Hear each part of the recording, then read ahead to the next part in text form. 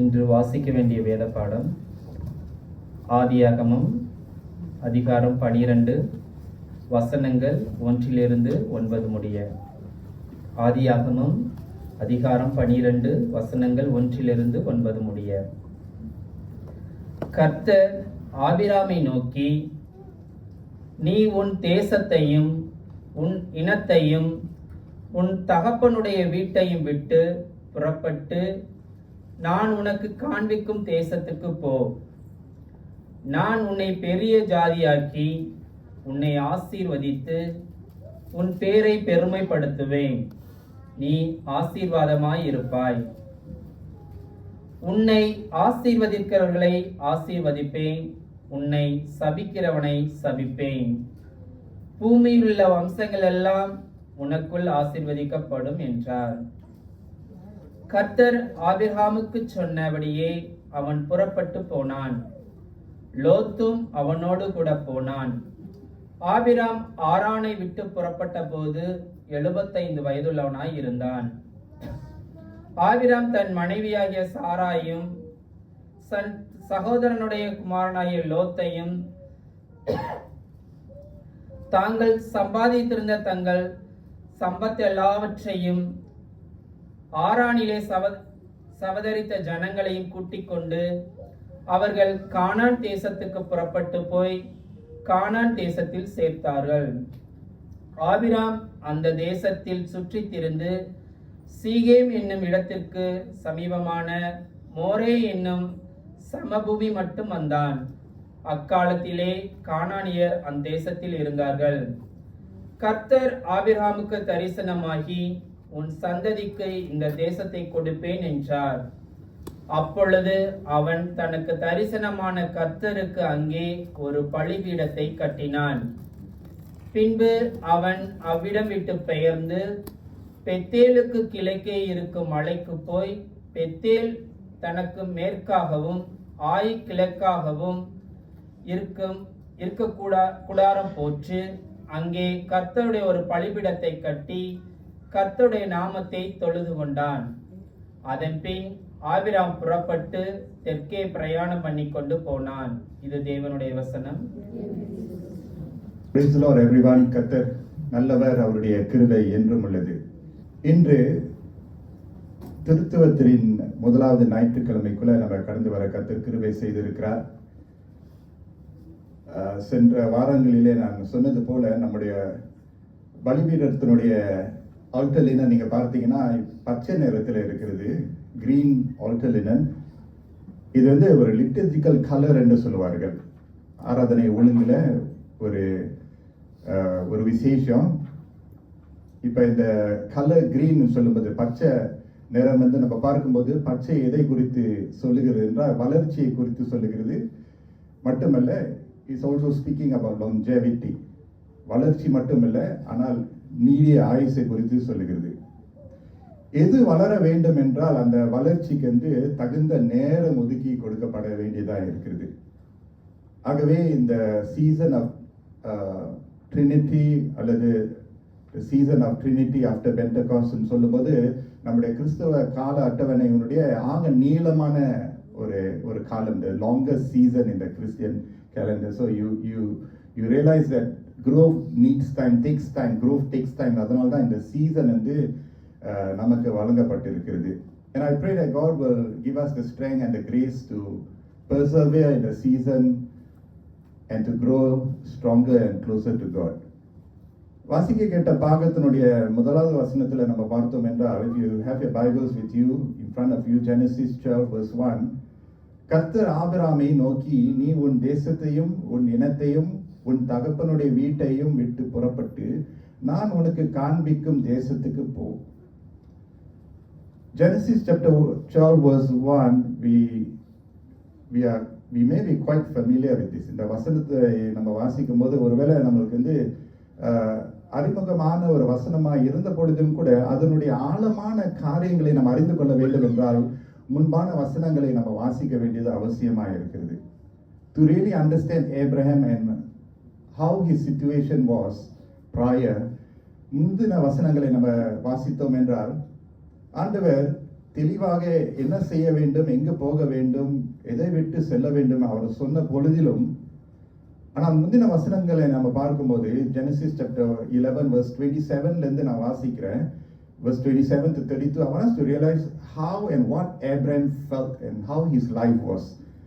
In verse 27, Genesis 11:27, தேராகுடைய வம்ச வரலாறு. தேராகு ஆபிராம், நாகூர், ஆரான் என்பவர்களை பெற்றான். ஆரான் லோத்தை பெற்றான். Now it's going to be a bit technical, but I want us to just follow closely because there's something that the Lord wants to speak to us. Abraham, or bracket Abraham, his name was called later as Abraham. Abraham had boys. Okay, தேராவுக்கு ஆண் பிள்ளைகள் இருந்தார்கள். ஆபிராம் ஒருவர், நாகூர் என்பவர், Heron என்பவர்.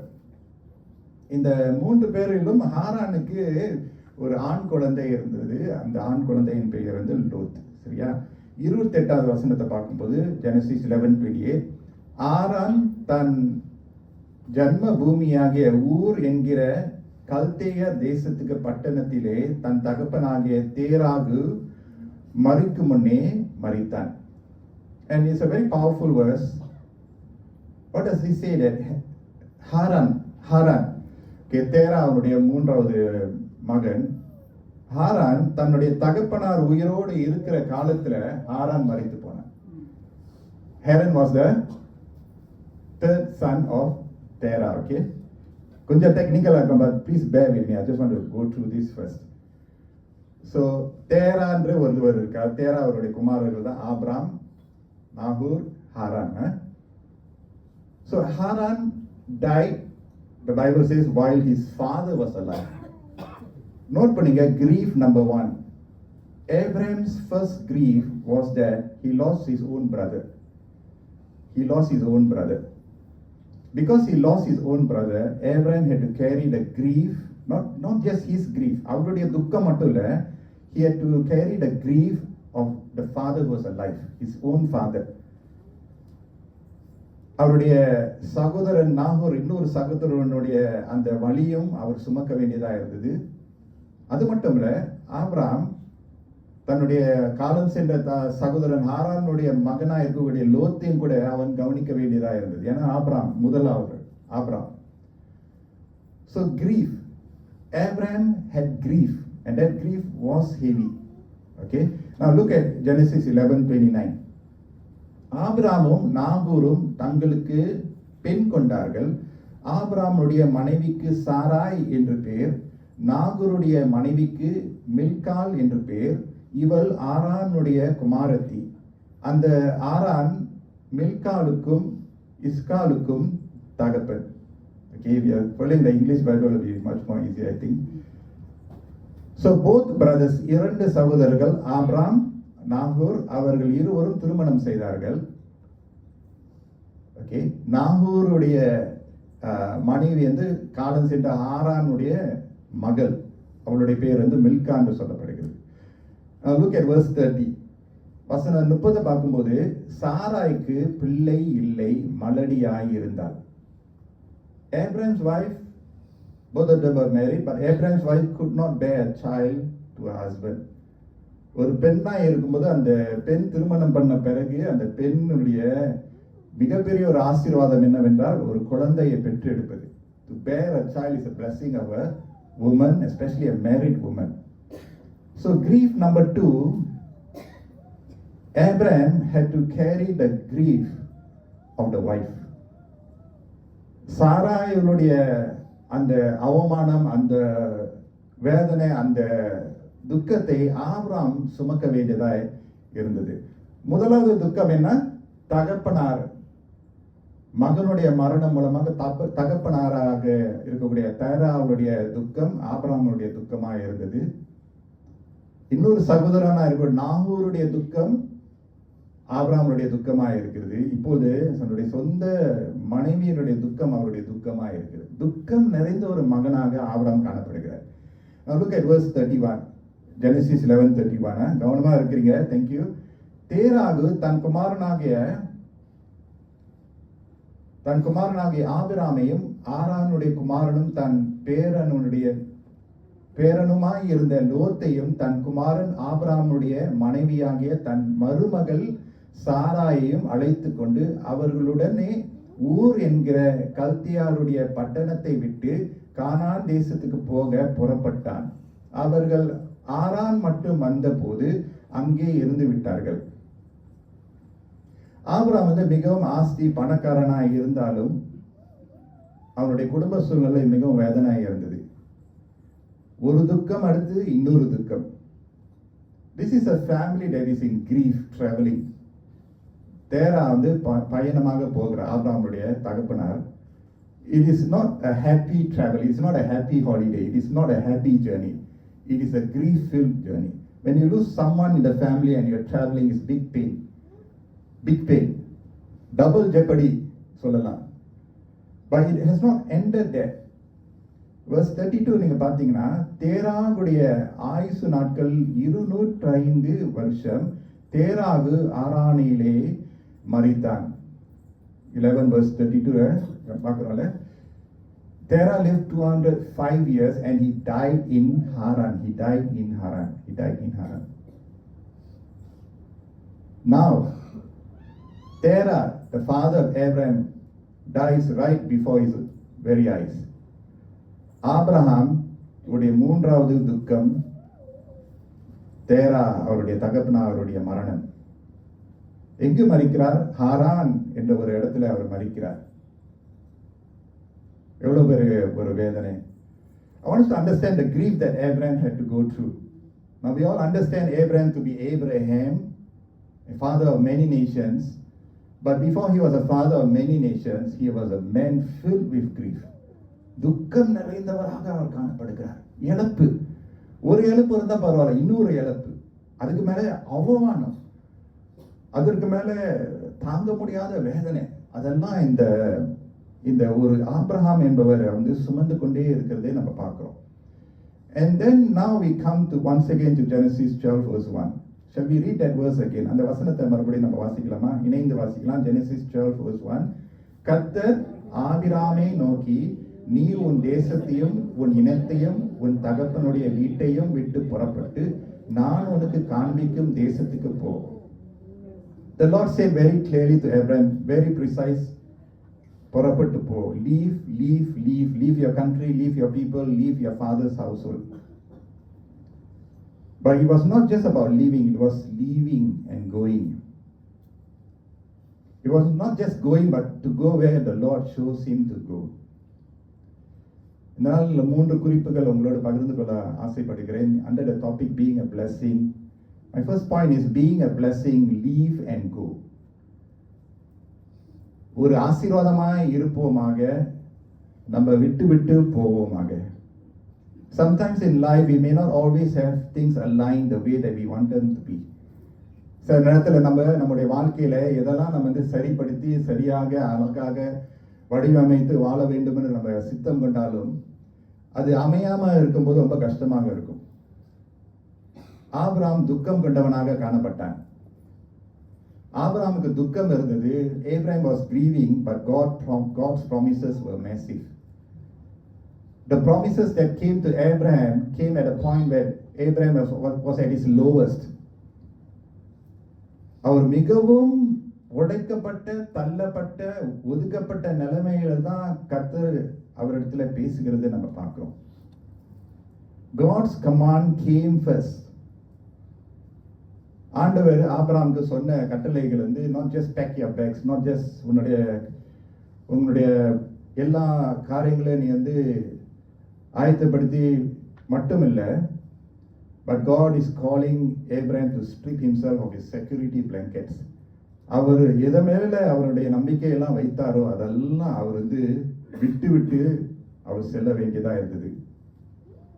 God gives the instructions first, the commands, and then came the promises. ஆண்டவர் கட்டளையை முதலாவது கொடுக்கிறார், அதுக்கு அடுத்ததாக ஆசீர்வாத காரியங்களை சொல்லுகிறார்.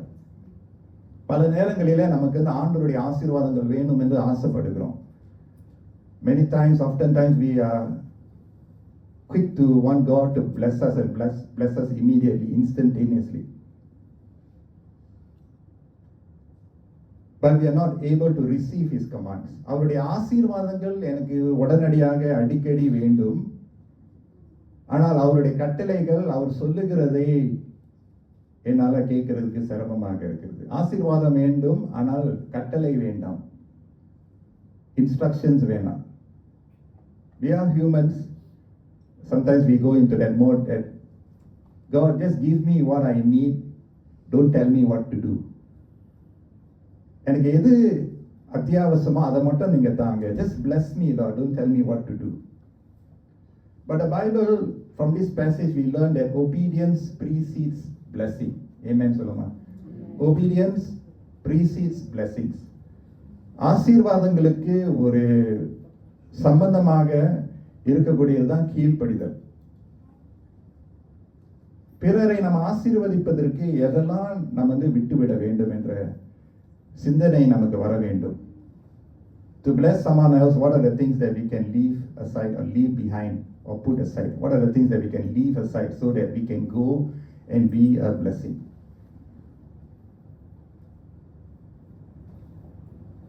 ஆண்டவர் சொல்லுகிறதை கேட்டு ஆசீர்வாதம் கொடுக்கக்கூடியவர்களுக்கு நம்ம போய் ஆசீர்வாதத்தை கொடுக்க நம்மளால கூடுமா?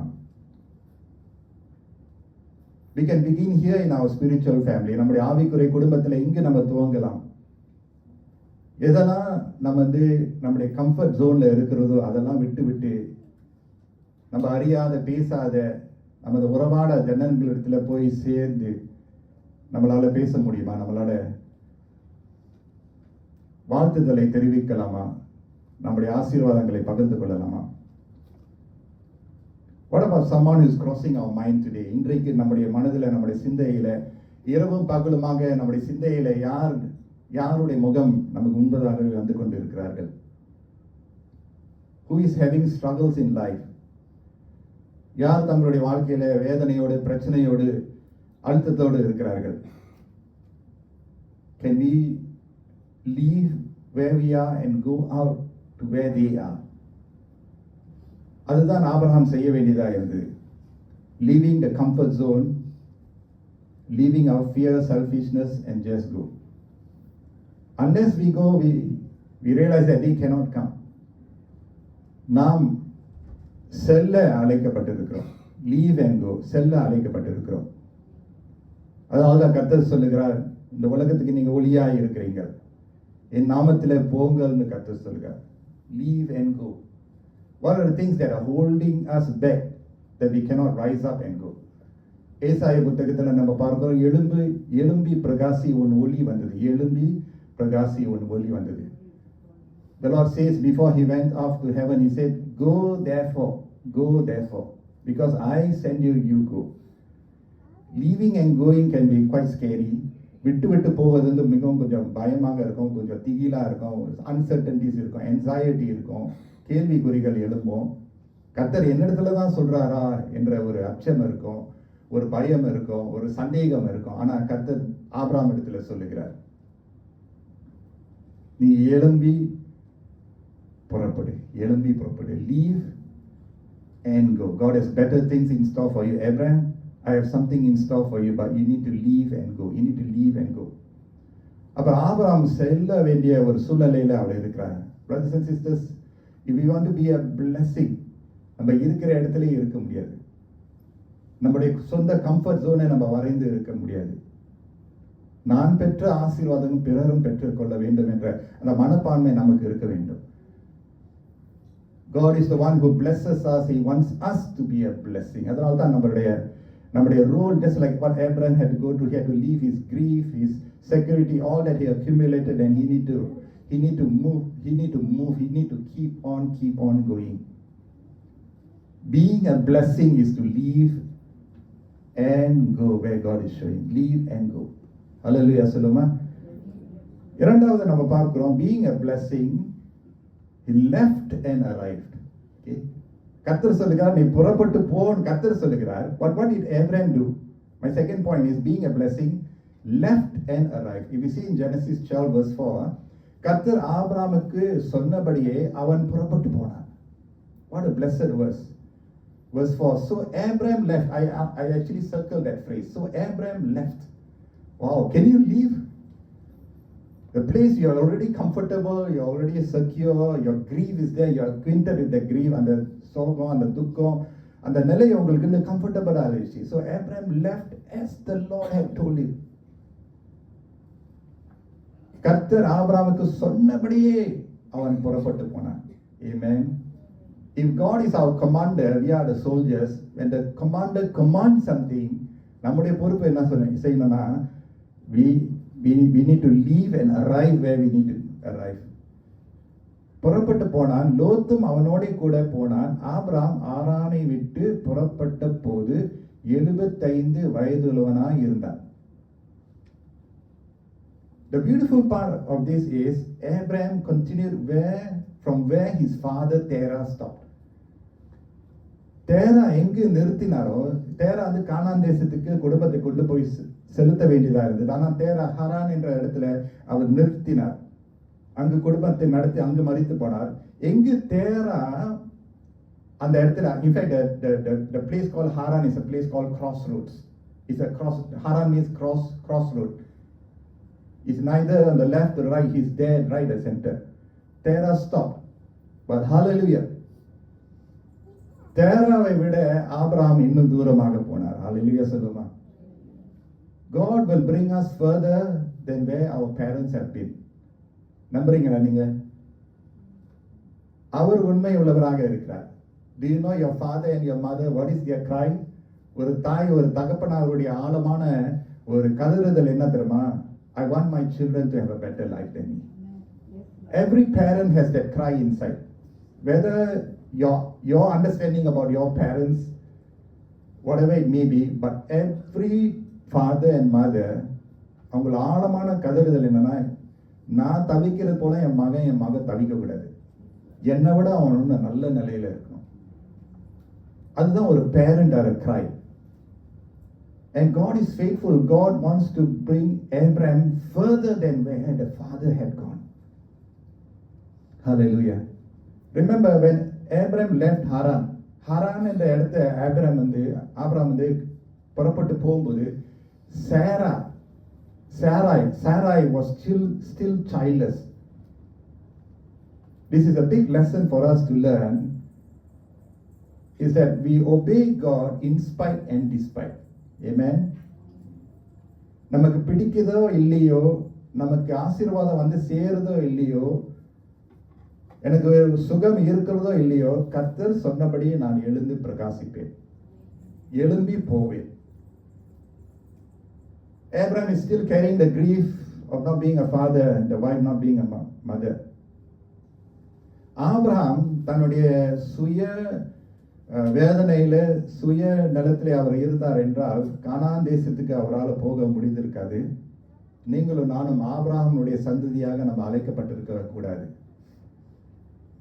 Because of Abraham's obedience, நீங்களும் நானும் ஆபிரகாமுடைய சந்ததியாராக நம்ம அழைக்கப்பட்டிருக்கிறோம். We are heirs of Abraham னு சொல்லப்படுகிறது வேதம். We are heirs of Abraham because of Abraham's obedience. I want to encourage every one of us, do not look at your own lack and stop being a blessing. கேக்குதா? Do not look at your own lack and stop being a blessing to others.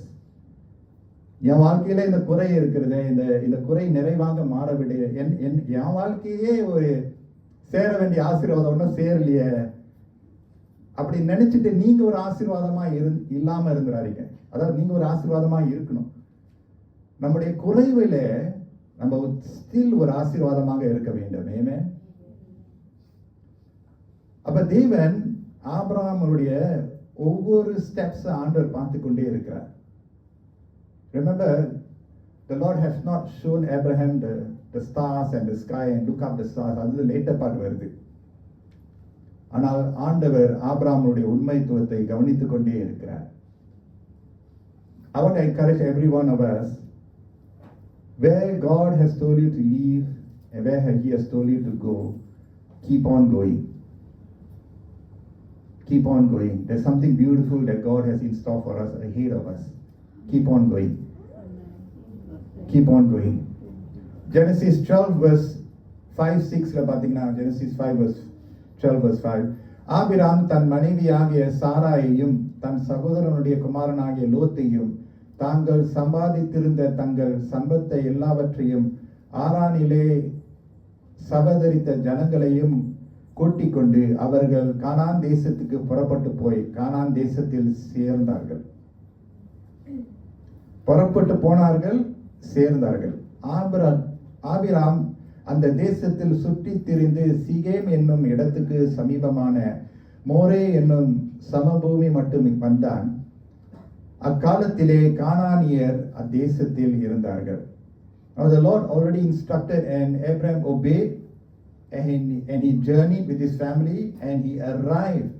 The Bible says, and they set out for the land of Canaan, and they arrived there. முன் வைத்த காலை பின் வைக்காதபடி அவர்கள் சேர்ந்தார்கள். ஆனால் சேர்ந்த இடத்துல என்ன நடக்கிறது? At that time the Canaanites were in the land. கர்த்தர் சொன்னாரே, நான் காண்பிக்கிற இடத்துக்கு நீ போன்னு கர்த்தர் சொல்லுகிறார். அந்த இடம் வந்து கானான், பாலும் தேனும் ஓடுகிற ஒரு தேசமா இருக்கு கர்த்தர் சொல்லுகிறாரு. அப்ப ஆபிரகாமுடைய மனசுல ஆண்டவர் வாக்கு தத்தம் சொல்லிட்டாரு, நான் போற இடம் ரொம்ப செழிப்பா இருக்கும், ரொம்ப அழகாக இருக்கும், ரொம்ப ரொம்ப பிரோஜனமாக இருக்கும், ரொம்ப நலமாக இருக்கும், நல்ல கர்த்தர் எனக்காக ஒரு இடத்தை ஆயத்தப்படுத்தி இருக்கிறாரு. ஆபிரகாம் போறாரு. ஆனா போற இடத்துல வசனம் என்ன சொல்லுது? அக்காலத்திலே கானானியர் அந்த தேசத்தில் இருந்தார்கள்.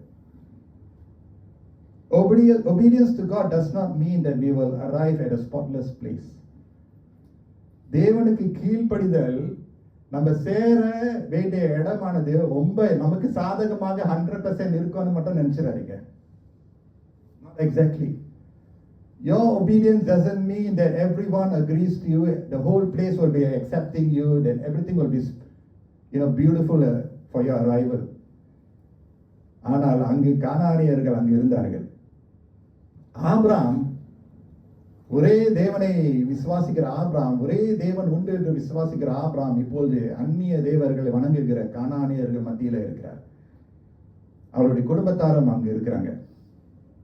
The question is, can God still use us to be a blessing where our surrounding is hostile and people are difficult? Can God continue to make us a blessing where things are not right, not good surrounding us, sometimes maybe even more dangerous? The answer is yes. உங்களுடைய ஒளி, கர்த்தர் உங்களுக்கு கொடுத்திருக்கிற ஒளி, உங்களை சுற்றிலும் இருக்கக்கூடிய எவ்வளவு பெரிய இருளாய் இருந்தாலும் அந்த ஒளி ஜெயிக்கும். God's light will shine through you and me because we are carriers of the presence of God. நீங்களும் நானும் தேவனுடைய பிரசன்னத்தை சுமக்கக்கூடிய தேவ ஆலயமாக இருக்கிறோம். God's light is shining in and through us. ஆண்டவர் ஒருவேளை நம்மளை அனுப்பும்போது நம்ம சரியாக கர்த்தருக்குள்ள இருந்தாலும் நம்மளை சுற்றில இருக்கக்கூடிய ஒரு ஸ்பிரிச்சுவல் டெசர்டாக, ஒரு ஸ்ட்ரெஸ்ஃபுல்லான ஒரு என்வாயன்மெண்டா இருக்கும்போது அந்த இடத்துல நம்ம எப்படி ஆசீர்வாதமாக இருக்க முடியும்? It is easy to be a blessing to those people around us who are nice and cozy. But can you be a blessing in the midst of enemies and in those who are struggling with you? Can you be a blessing? Can you be a blessing in a stressful environment? நம்ம இருக்கிற இடத்துல பிரகாசிக்க, ஜொலிக்க, செழிக்க கர்த்தர் நம்மளை அழைக்கிறார். ஹல்லேலூயா. We can be a blessing in a place of tension. நம்புறீங்களா? நீங்க அங்க இருக்கிறதே ஒரு பெரிய ஒரு ஆசீர்வாதம். சில நேரத்தில் நம்ம பார்த்தோம்னா குடும்ப நிகழ்வுல நம்ம பார்த்தோம்னா, if you going for a family function, family event, there will be one person, it may be a mama or அத்தை, எல்லாரும் இருப்பாங்க, எல்லாரும் வந்திருப்பாங்க. ஆனா மாமா அத்தை வந்துட்டாங்கன்னா, அந்த ஸ்பெஷல் ஃபிகர் வந்துட்டாங்கன்னா அந்த வீடே ஜொலிக்கும். அது ரொம்ப பேச தேவையில்ல, அப்படி வந்துட்டு வாட்ட சட்டமா வந்துருவாரு. வந்தா மாமா வந்துட்டாங்க, ஒரே எல்லாரும் ஒரு ஜாய், ஒரு ஹாப்பினஸ். அதனால நீங்களும் நானும் மாமா அத்தை நான் சொல்லல. What I'm saying is God in us. நம்ம எந்த இடத்துல காலை எடுத்து வைக்கிறோமோ, எவ்வளவு எதிரிகள் இருந்தாலும் அங்க கூட நம்ம ஆசீர்வாதமா இருக்கலாம். We will be a positive influence even in the most negative environment. Do you believe it? That is what it means to he left and he arrived. We need to stop waiting to find a better place, better supportive people. Illa, serve God, serve his people, do your work, do your studies, no matter what, be faithful to God. வேலை இடத்துல ஒரு சச்சரவு இருக்கா, ஒரு சண்டை இருக்கா, ஒரு சக வேலை செய்கிறவங்க colleagues are fighting against each other, biting each other for position, for prestige, for name. What do you do as a Christian? ஆபிரகாமுடைய சந்ததியாய் நம்ம இருக்கிறோம், கர்த்தர் நம்மோடு இருக்கிறார், நம்ம அங்கே என்ன செய்கிறோம்? Become a peacemaker in that environment. That is being a blessing. அவங்க சண்டை போட்டு இருக்காங்க, நம்ம உள்ள போய் நுழைந்து ஒன்றும் கொஞ்சம் தீயை ஏற்றி விடக்கூடாது. எரியிற நெருப்புல என்ன செய்யணும்? மண்ணெண்ணெயை போடக்கூடாது. நல்லா போட்டுக்கிட்டோம் சண்டை. What do we do in an environment where you are the only Christian, or maybe just a few Christians, and out of the 2 Christian, out of maybe a 10 team member, colleagues, out of 10 வந்து ஒரு 2 பேர் Christians, அதுல 2 பேர்ல உங்க friend doesn't go to church, doesn't know the Lord, but you are the one who only walks with the Lord. What do you do? What do you do there? அந்த இடத்துல ஒரு சமாதானத்தை நீங்க பேசுவீங்க. You're being a blessing in a hostile environment. ஒருவேளை வீட்டில் வந்து சூழ்நிலை சரியில்லை, உங்களுக்கு சாதகமாக இல்லை என்று சொல்லும்போது, சந்தோஷம் சமாதானம் இல்லாத சூழ்நிலையில கர்த்தர் உங்களை தெரிந்து கொள்கிறார். எல்லாருக்கும் படிப்பு, அறிவு, நல்ல உத்தியோகம், பதவி எல்லாம் இருந்தாலும் நீங்க கர்த்தருக்குள்ள இருக்கிறதுனால நீங்க அந்த குடும்பத்தில் ஒரு ஆசீர்வாதமா இருப்பீங்க. குடும்பத்தை ஒண்ணு சேர்க்கிறதுக்கு கர்த்தர் உங்களை கருவியாக பயன்படுத்துவார். அதுக்கு தான் கர்த்தர் நம்மளை ஆசீர்வதிக்கிறார். நம்ம போற இடம்லாம் ஒரு ஆசீர்வாதமா இருப்போம். Abraham left and he arrived and he remained there. இருக்க வேண்டிய இடத்துல உயர்வு தாழ்வு இருந்தாலும் அங்கு அவன் இருந்தான். தேசத்திலே குடியிருந்து நன்மை செய்து, சங்கீதத்தில் நம்ம வாசிக்கிறோம், தேசத்துல குடியிரு நன்மை செய். Are you tired of doing good when others are just hitting you very real hard? Are you tired of continually doing good, being a blessing? I tell you something, don't stop being a blessing. உங்களை சபிக்கிறாங்களா, உங்க விரோதமாக செயல்படுறாங்களா, விரோதமாக பேசுறாங்களா, I tell you something, don't curse, because the Bible says the Lord will curse. உன்னை சபிக்கிறவர்களை நான் சபிப்பேன் கர்த்தர் சொல்கிறார். ஆமென் சொல்லுமா? நமக்கு விரோதமாக செயல்படுறவங்களை நீங்க திருப்பி விரோதமாக செய்யாதீங்கன்னா கர்த்தருடைய கோபாக்கினம் உங்க மேல இறங்கும். ஆனா நீங்க என்ன செய்யணும்? ஒரு ஆசீர்வாதமாகவே இருக்கணும். ஆமென். கர்த்தர் நம்மளை ஆசீர்வதித்தார் என்றால் we are people who are so blessed that we have no space to curse others or trip others or make life bitter for others. We have no time for that. ஆமென் சொல்லுங்க. நம்மளுக்கு அந்த நேரம் இல்லை. நான் கர்த்தர் அந்த அளவுக்கு என்ன ஆசீர்வதிச்சிருக்கிறான்னா, நான் சொல்றது, நான் பேசுறது, நடத்தை, என் பேச்சு, என் நோக்கம், எண்ணம் எல்லாம் மற்றவங்களுடைய நன்மைக்காகவே தான். நம்மளால ஆசீர்வாதம் செலுத்த முடியாம இருந்தாலும் தீமை மட்டும் செஞ்சிடக்கூடாது. நல்லா கேட்டுங்க.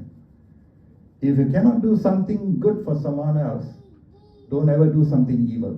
It will backfire. It will come strong against you. நீதிமொழிகள் புத்தகத்தை நீங்க வாசித்து பாருங்க. It will come back very strong against you. Very very strong. உங்களுடைய சரீர பலவீனத்தை ஆண்டவர் இன்க்ரீஸ் பண்ணி கொடுப்பாரு. சாரி, சபிக்கல, அதுதான் உண்மை. உங்களுடைய வாழ்க்கையினுடைய வர வேண்டிய ஆசீர்வாதம் தடைப்பட்டு போயிடும்.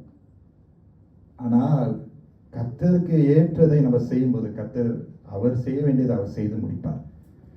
Being a blessing, they left and they arrived where God told them to be. மூன்றாவது கடைசியாக, being a blessing, build and continue. Abraham அந்த கானான் தேசத்துக்குள்ள கால் எடுத்து வைக்கும் போது அவர் என்னத்தமா செய்யறாரு? கானானியர்கள் அங்க இருக்கிறார்கள். The Canaanites are all there.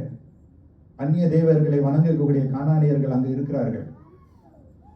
ஆனா ஆபிரகாம் என்னத்தமா செய்யறாரு? கர்த்தருக்கு ஒரு பலிபீடத்தை கட்டுகிறார். Abraham did not build a fortress to protect himself and his loved ones for those around him who are different from him, but he built an altar to the Lord. அதுதான் நம்ம வாசிக்கிறோம். Genesis 12:7 and 8 நம்ம பார்க்கிறோம். கர்த்தர் ஆபிரகாமுக்கு தரிசனமாகி உன் சந்ததிக்கு, notice that verse 7ல நீங்க பாத்தீங்களா? You see how faithful our God is. The Lord appeared to Abraham. Why must the Lord appear to Abraham? Why did he do it? Because Abraham was faithful to God. சொன்னதை செய்ததுனால கர்த்தரும், ஹalleluya. புதிய ஏற்பாட்டை நம்ம பார்க்கணும். கர்த்தர் சொல்லுகிறார், நீ என்னுடைய வசனத்துக்கு நீ கீழ்ப்படித்தால் என்றால் I will reveal myself to you. Some of us may be wondering, can I hear the voice of the Lord? Can I have a clear instruction from the Lord? I say a definite yes. Maybe God may not appear the way that he appeared to Abraham, but he will reveal himself to you and I. எப்ப தெரியுமா கர்த்தர் ஒன்னும் ஆசைப்படுவார் அவருடைய சித்தத்தை நம்முடைய வாழ்க்கையில நல்ல தெளிவாக வெளிப்படுத்துறது. அப்ப நம்ம ஒரு படியில கீழ்ப்படிந்தோம் என்றால் அடுத்த படியில அவர் நடத்துவார். மேல் படிக்கு முன்பதாகவே கீழ்ப்படிதல் தான் முக்கியம். கீழ்ப்படிதல் ஒரு ஸ்டெப்ல நீங்க கீழ்ப்படிங்க, அடுத்த ஸ்டெப்ல கர்த்தர் உங்களுக்கு தோற்றம் அடைவார், நடத்துவார். பல வயதுள்ளவர்கள் இங்க நம்ம கூடி வந்திருக்கிறோம். Don't miss out. The Lord wants to appear himself. He wants to see more. அதனால தான் சொல்றார், கர்த்தர் ஆபிரகாமுக்கு தரிசனமாகி உன் சந்ததிக்கு இந்த தேசத்தை கொடுப்பேன் என்றார். அப்போது அவன் தனக்கு தரிசனமான கர்த்தருக்கு அங்கே ஒரு பலிபீடத்தை கட்டினான். அந்த இடத்துல பாருங்க ஆபிரகாம் worship பண்றாரு. The Lord appeared to Abraham and said to your offspring I will give this land. So he built an altar there to the Lord who had appeared to him. அந்த இடத்துல தாமதிக்காமல் Abraham தன்னுடைய வணங்குதல் அவனுடைய ஆராதனையை செலுத்துகிறார். அது மட்டும் இல்ல 8ஆம் வசனத்துல பின்பு அவன் அவ்விடம் விட்டு பெயர்ந்து ஓகே பெத்தேலுக்கு கிழக்கே இருக்கும் மலைக்கு போய் பெத்தேல் தனக்கு மேற்காகவும் ஆயி கிழக்காகவும் இருக்க கூடாரம் போட்டு அங்கே கர்த்தருக்கு ஒரு பலிபீடத்தை கட்டி கர்த்தருடைய நாமத்தை தொழுது கொண்டான்.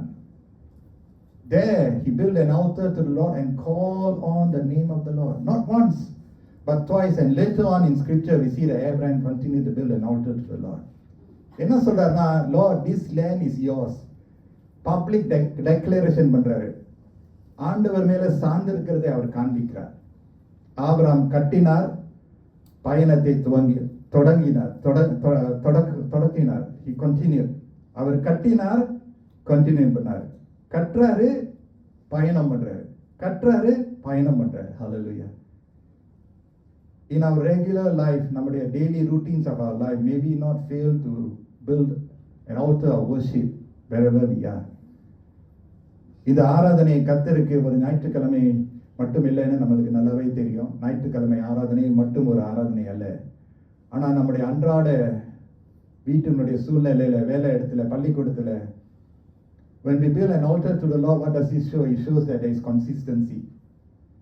நானும் என் தேவனும் ஒரு உறவிலே இருக்கும் என்று நம்ம காண்பிக்கிறோம். Be a blessing consistently. To be a blessing consistently, we need to build an altar to the Lord.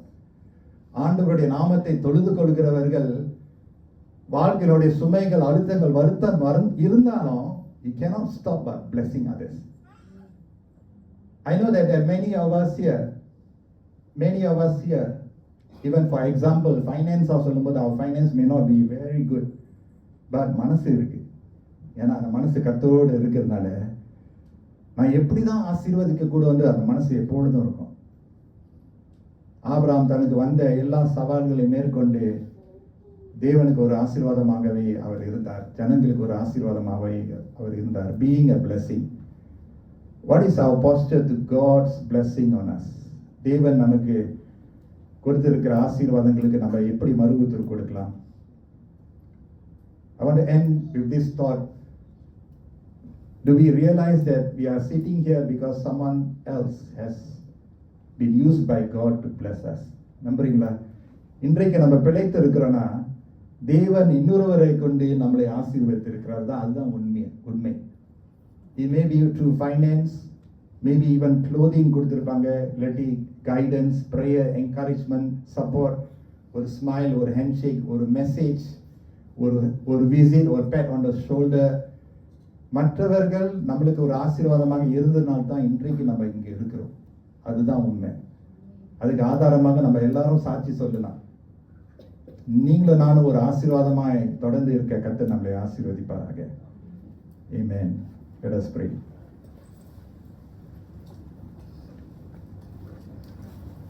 Teach us, Lord, to be a blessing.